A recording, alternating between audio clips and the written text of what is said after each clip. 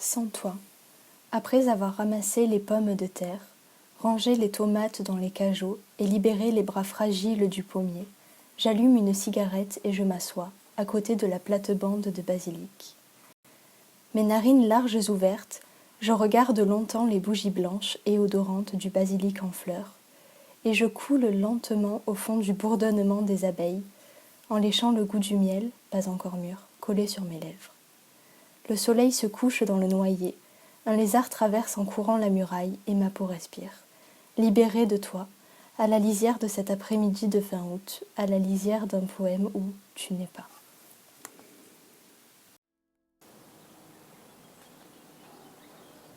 Bonjour à toutes et à tous.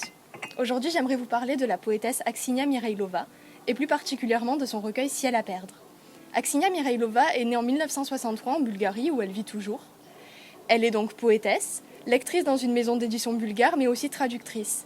Elle a commencé à apprendre le français à l'âge de 13 ans et traduit aujourd'hui des auteurs tels que Jean Genet, Georges Bataille ou encore Vénus Kourigata.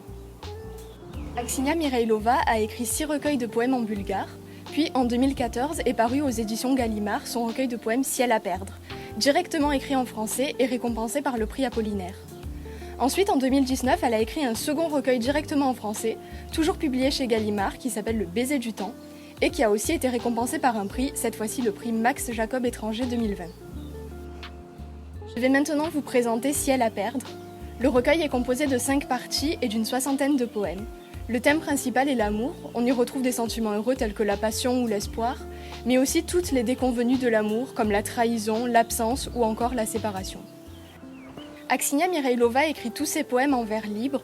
Elle a d'ailleurs expliqué dans une émission France Culture qu'elle considérait qu'une partie des poètes était proche de la musique, ceux-là écrivent des vers en rime, et l'autre partie était proche de la peinture.